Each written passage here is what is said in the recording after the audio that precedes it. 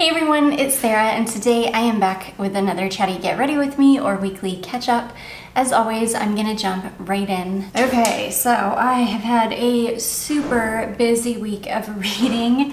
I have been so bothered by this whole Scott Peterson thing coming up again and just seeing all the holes in it and not understanding why, because I think most of us know in our gut that he did it, but there are huge, massive holes that make us not be able to understand how.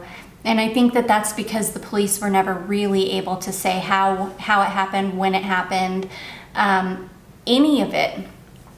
So I was like, you know what, I'm gonna read the books that I know are out there. I knew Amber Fry had written a book. I knew Lacey's mom, Sharon Rocha, had written a book. And I knew his half-sister, Ann Bird, had written a book. And so I requested all three of them from my library. I have read like 90% of Sharon Rocha's book. Definitely found out some things that I didn't know before. Amber Fry's book actually gave me nightmares. I read it in almost one sitting. I read most of it like last night, and then I woke up this morning and read the rest of it, and I actually like had a terrifying nightmare last night because of that book. Woke up just feeling sick, like sick and kind of scared. Okay, let me just quit yapping. I'm going to use this foundation. This has been my favorite foundation this summer. This is the Clinique Even Better Refresh Hydrating and Repairing Makeup. I am going to first put on my corrector. Yeah, like he definitely did it. I just don't know. The timeline is completely wrong. He either did it the night before or I just don't know.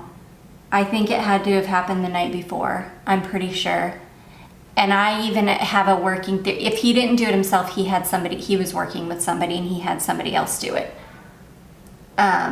Which is what would explain a lot of the discrepancies. Like either he was working with those robbers or somebody else that was in that neighborhood. Because what are the chances that robbers just randomly picked the house across the street from somebody who's going to go missing the same day or one day later? I don't believe in coincidences like that. So either he had something to do with them and they had something to do with it, or he did it himself the night before. Because the timeline that they're giving, the police are saying that he did it that morning, I think the morning of December 23rd.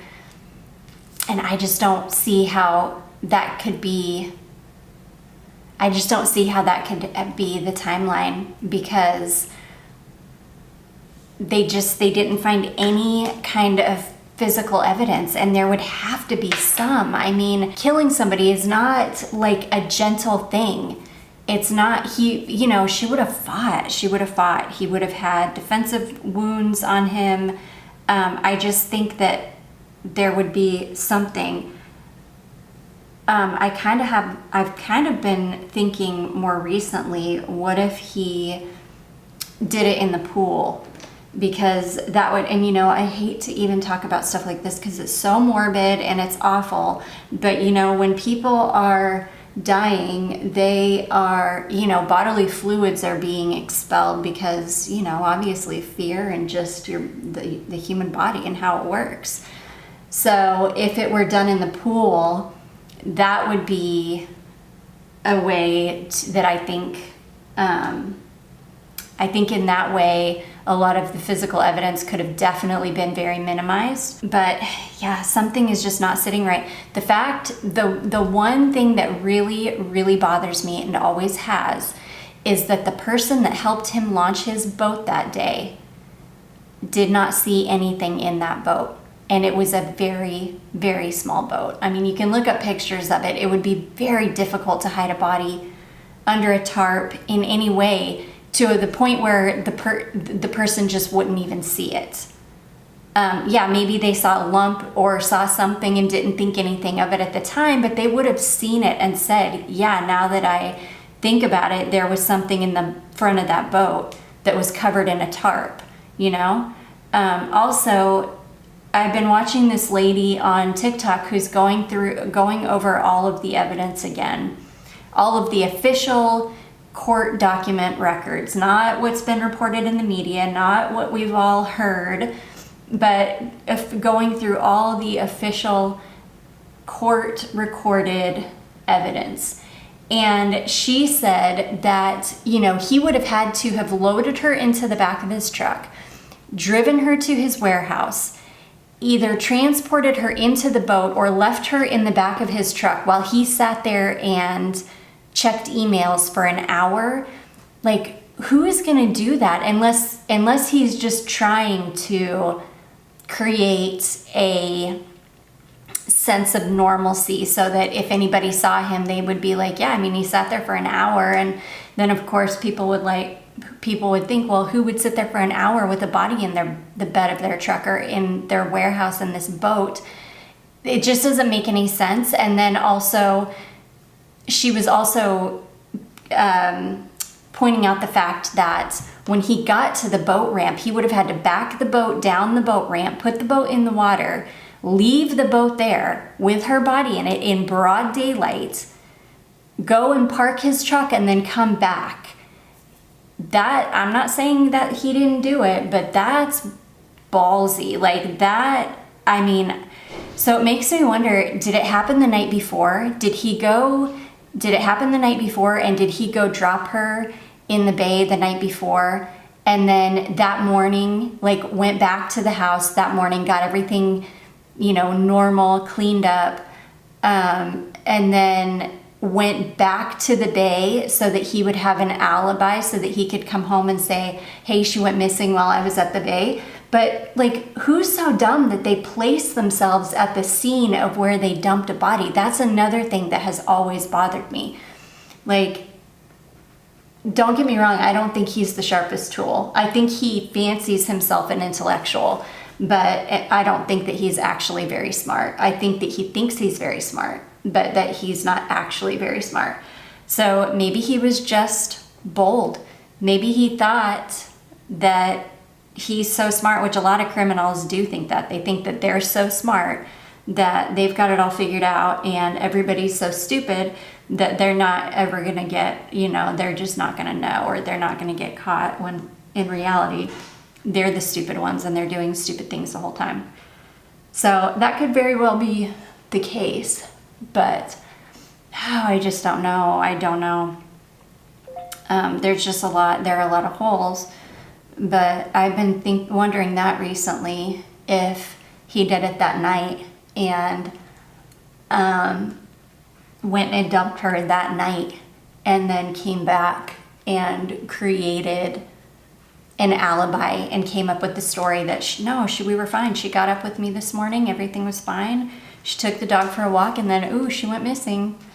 I don't know. I just know that things are different, but reading Amber Frye's book is chilling. You learn about, I don't know, I feel really bad for her because she's one of those people that just wanted to find her person, wanted to be in a committed relationship so bad, and thought that she had literally hit the jackpot, had found this dude who was so doting on her and her daughter, and just did all of these really thoughtful and sweet things, and was just a complete sociopath. So after I read her mom's book, I went back and rewatched the Netflix documentary. I also learned in her mom's book that right after they got married, because Lacey graduated college before he did, and she left. She moved, I think, further up north a little bit because she got a job somewhere. And he was like, yeah, go take that job. You know, we'll be fine. It'll be fine. We'll see each other every weekend, and, you know, whatever, it'll work out. Well, apparently, according to her mom's book, as soon as she moved away, he was having an affair. They had literally just gotten married, and as soon as she left, he immediately found another girlfriend. So that's another thing that I question. I don't know that Amber was necessarily the motive. I think that she was just got caught in the crossfire. I think she was just one in a long line of women that he probably had affairs with. I don't think for one second. I think he was just a habitual philanderer. That that's just who he was. And I think I would imagine that if her mom knew about the affair that happened when she moved away, I would imagine that she knew. And they must have just worked through it. And it makes me wonder how much, whoa, that was a lot of concealer. I didn't mean to put that much concealer on my chin. It makes me wonder how much she knew. Like, did she know that he was having affairs? Did she suspect? Did she think that that was a one-time thing, that like he got it out of his system and then, you know, he was faithful to her? Like, I just don't know. But I can tell you, after reading Amber Fry's book, I really do think that he was pretending to be one person, but I think deep down he really hated Lacey. I think he had grown to hate her. He had grown to resent her. Men like him feed off of like incredible light beings like her, and I think that that's what she was, an incredible light being. And I think he was attracted to her at first because he wanted that light, but I think her light was so bright it eclipsed him, and I think it probably ended up making him feel badly about himself in the end because he is so dark. And you know, when you can't take somebody's light, you just want to put it out. And I think that that's what he did with her. And when you read Amber's book, Amber was so different from Lacey. Amber had really struggled in life. She, all she wanted was to find love and be loved. And she just kept getting involved with these men that, you know, only wanted a physical relationship with her. They didn't want a commitment to her. They didn't, you know, things just were not working out for her in that department. And somebody like that is easy prey for somebody like Scott Peterson, who can just turn on the charm and be an actor, you know?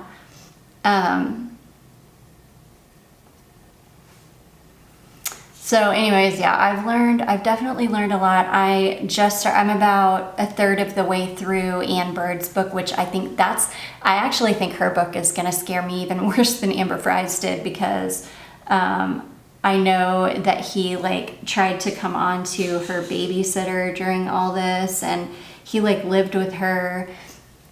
He went to, because she was his mom, who, you want to talk about a villain, my goodness, his mom. But his mom had her when she was like, I don't know, 16 or something, and gave her up for adoption. So Ann Bird was actually raised by another like really good family, and he like stole keys from her house and went and stayed in one of their homes to like stay off the radar when the heat was really starting to come down on him. I mean, the dude's just a weirdo. He's just a weirdo.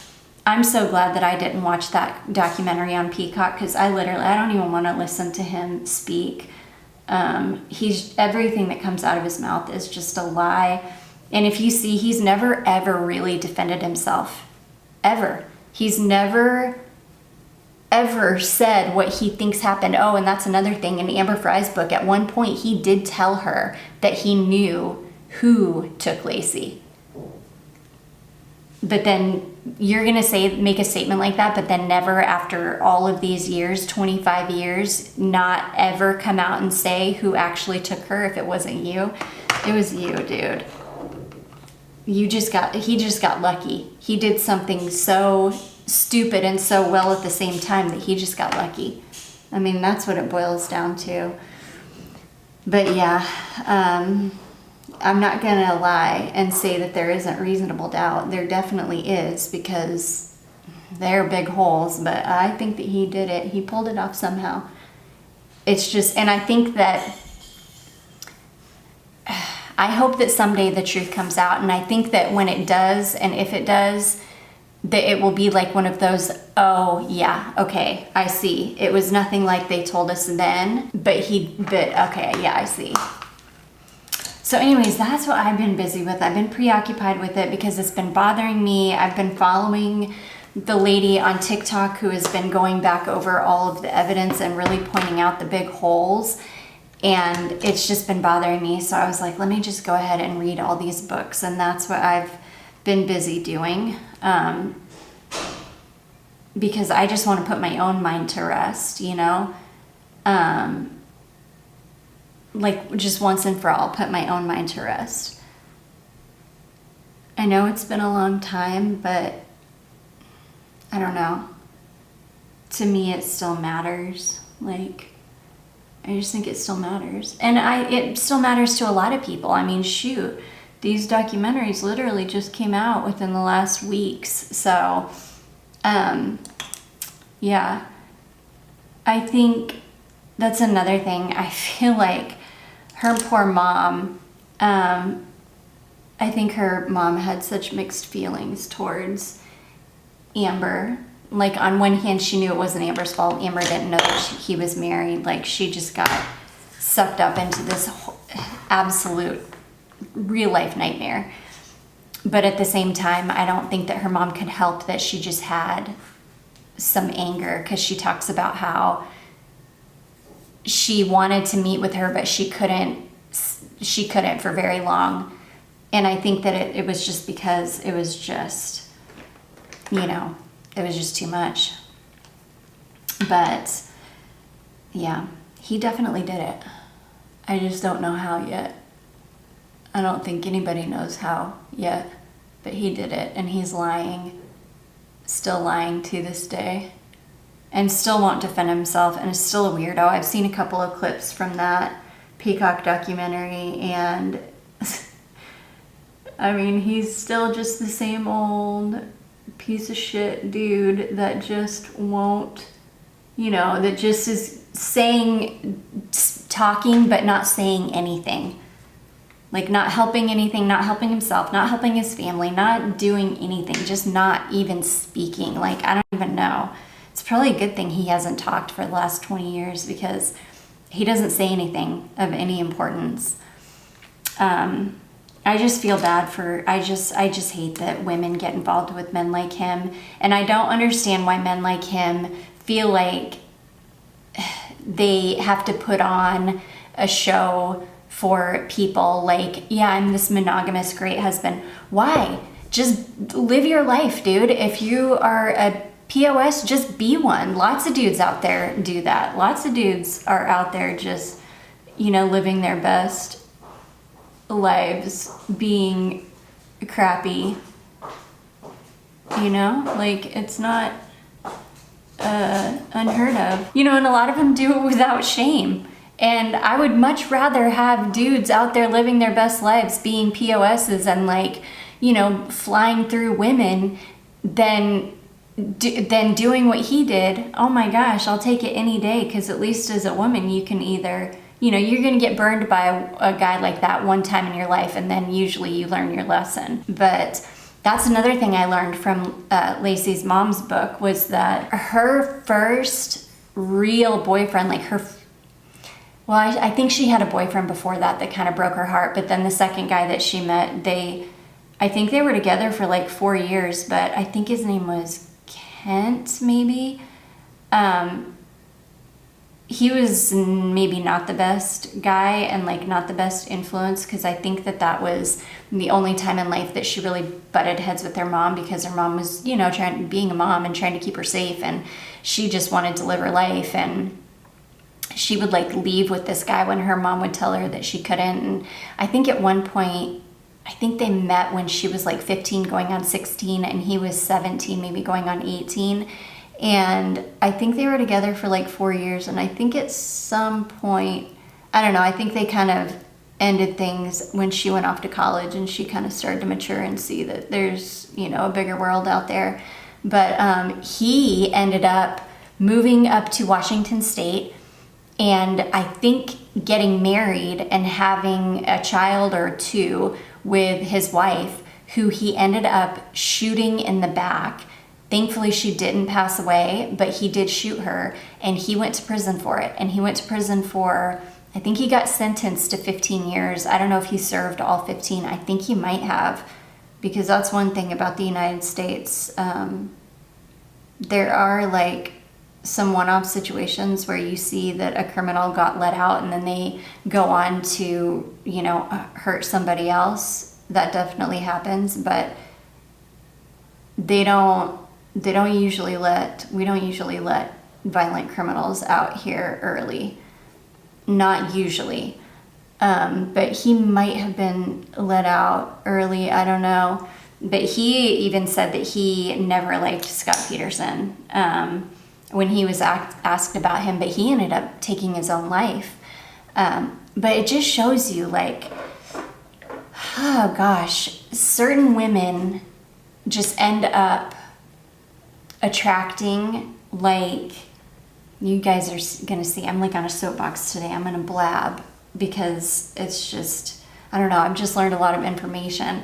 But some women just end up attracting the same kind of guy that in some way ends up being violent to them. And I don't think that that guy was ever violent to her, but he went on to shoot another woman in the back, and then her own husband ended up, you know, killing her. So it just makes you wonder. I don't know. I'm going to use this rose quartz palette from Huda Beauty. I haven't used this in a long time. It's a really, really beautiful pinky purple tone palette.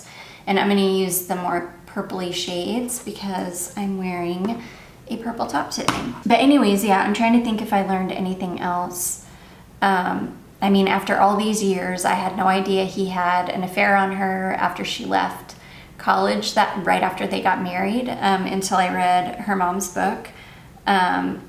There was a lot of stuff in the Amber Fry book that I didn't realize that he said. Like, I didn't realize that he ever told her that he knew who did it. That was a huge red flag. Yeah, and you really get a sense for what Lacey's personality was like, how much a perfectionist she was, how she wanted everything to be beautiful. That's another thing I did. I was looking through some of the pictures in Ann Bird's book, and she said that the way that the table was set on when the police searched their home the first time, she said Lacey would have never set the table like that, that the table would have never been set so horribly, as she put it.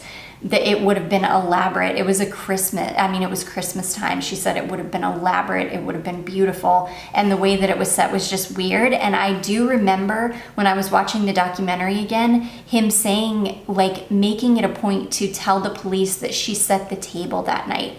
And I was thinking, that struck me as weird. Why are you worried about details like that? That's such a weird thing to think that police are going to be interested in, that she set the table that night. Nobody is going to care. I mean, it was strange. It struck me as weird. And so when I saw that in Ann Bird's book, that she would have never set the table like that, then I was like, oh, okay. There's some connection there. I don't know why, but there is for sure. But anyways, yeah, I've been preoccupied with that this whole week because I've been reading all those books. But I feel like I've got a way better understanding. I feel like for sure he did it. I don't care what kind of holes there are. I don't see any other possibility. And I always knew he was a big old POS, but now I know, like, for sure.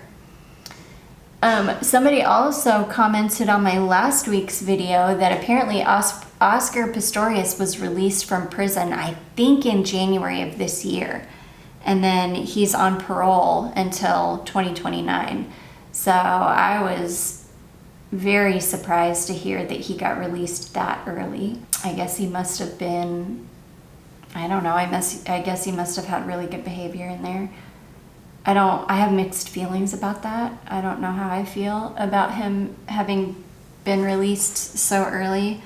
I did read somewhere, because then I Googled it right after I read that comment. I Googled it to see And I read somewhere that when he was in prison, he just kept saying that all he wanted was her parents' forgiveness, and that apparently her dad went and visited him in prison and told him that he forgave him, but her mom hasn't been able to, and I don't blame her.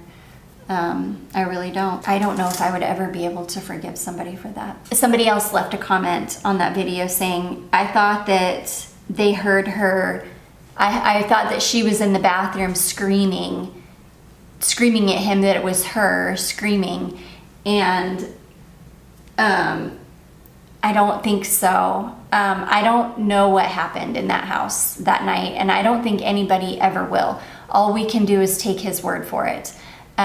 He didn't say that she was screaming. I don't know if she got crouched down by that toilet and was trying to be as quiet as she could because she thought that there was an intruder.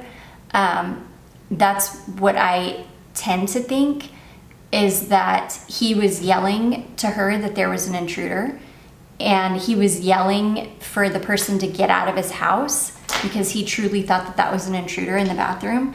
And I don't know, I get the impression that she was just trying to be as quiet as she could because she thought that, she may have thought that there was actually an intruder in the house. I don't know. But that narrative comes from the neighbor who was way far. You can see if you watch the documentary, or you could even look it up, if his house was right here, the neighbor was like, I can't even point, like the neighbor was way over here, like completely across the neighborhood. And even his closest neighbors didn't hear screaming. So they're pretty sure that, because he's never wavered in his story, ever. The only time he wavered was when he lied on the stand and said that pulling the trigger was an accident when it wasn't. He never ever said that it was an accident until they put him on the stand, which is why I think it's wrong that people are compelled to take the stand in their own trial, because he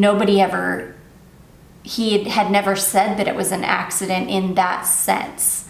And when he had to lie to, defend himself, that was, it just made him look really bad because he had never said that before. But anyways, they do know his timeline is accurate.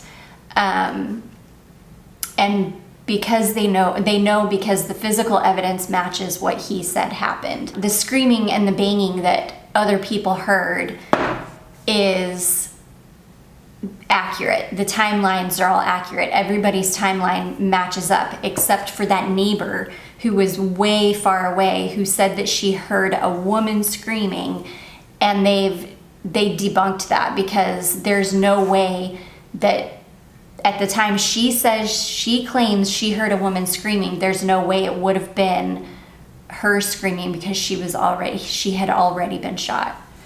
And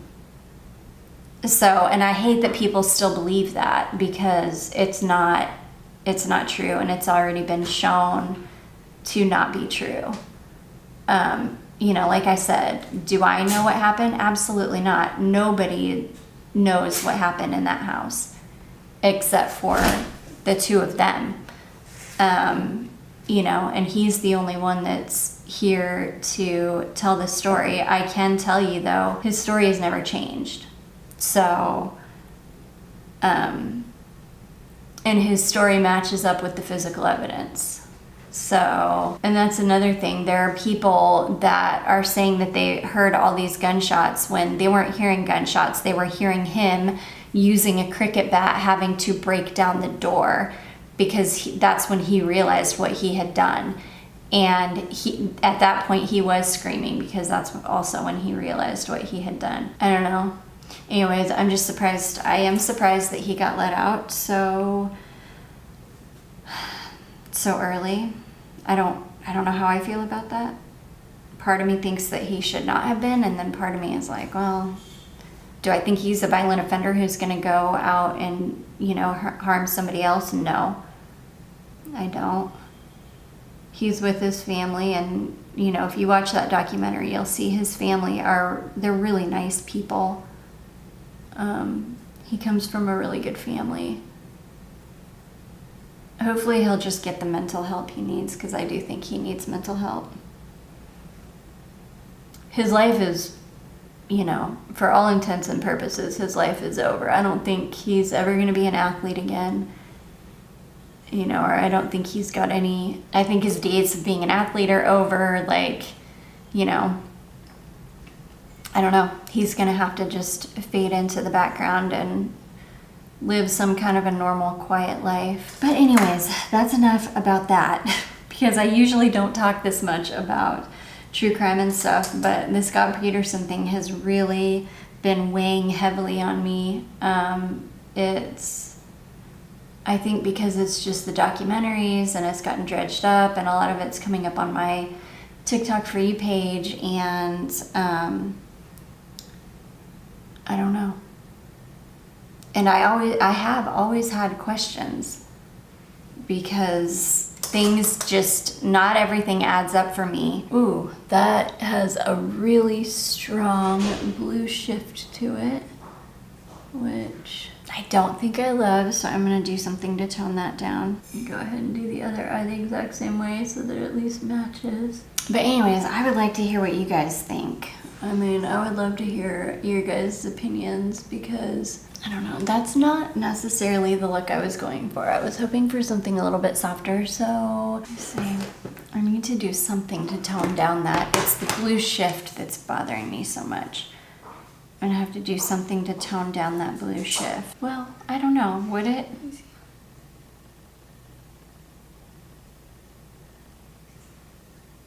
Looks cute. Okay. Here, let me get my...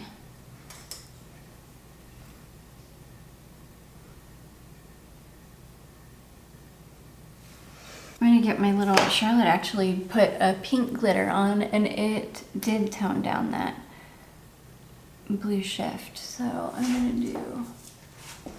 Turn.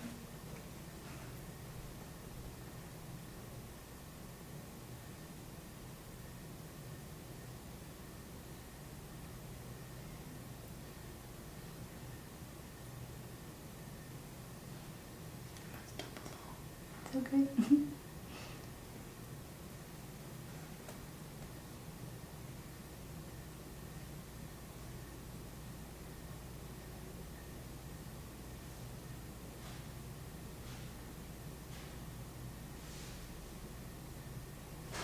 Smudge on the bottom a teeny bit.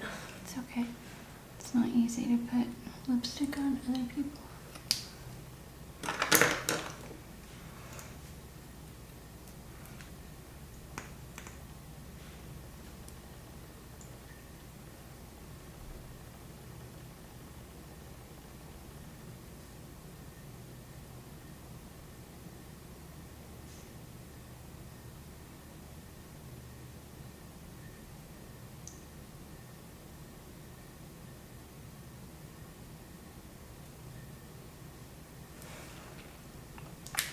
That's pretty. Yeah. That's way better. Takes away a lot of that blue shift. Maybe you can even try that light pink one. Which one? This one? Yeah. Sorry, let me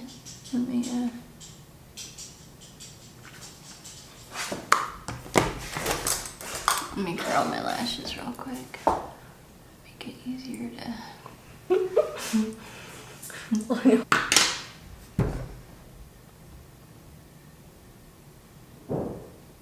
I hit your owl.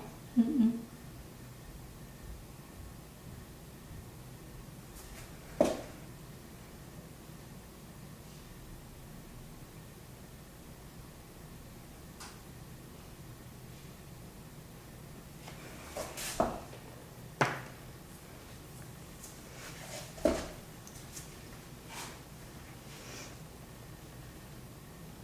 You need like a shimmery lip gloss.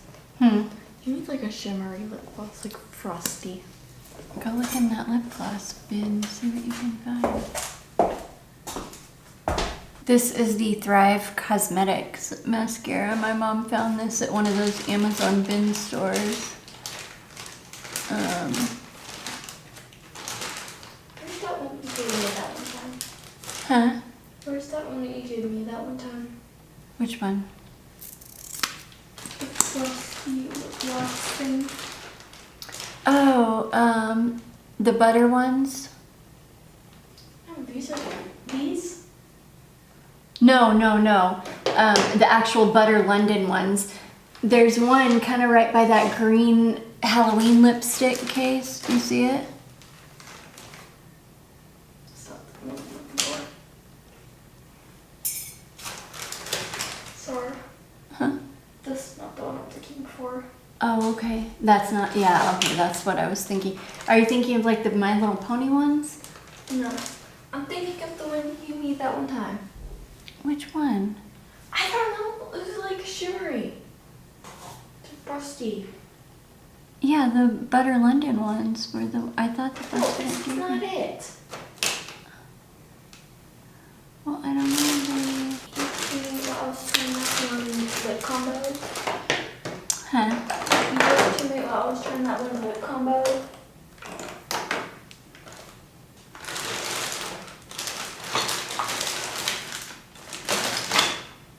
Sarah. Yeah. It's Which lip combo, baby? I don't remember. the one with like lip liner and this NYX thing. And it was shimmery? Yes. It was like blinding. I'm trying to think. It was like so shimmery, it was white and blinding. So shimmery, it was white and blinding. I don't know where, if it's not up here, I don't know where it would be. Because if we just took it out, it would be here, right?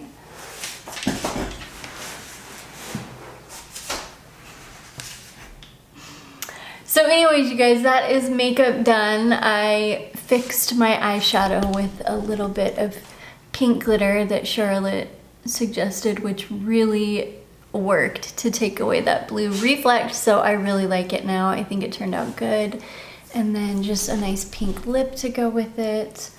I think it turned out actually really, really pretty. I didn't even tightline, but I don't think I need to. That is it. I blabbed about true crime, which I knew I would because I've been consumed by it all week.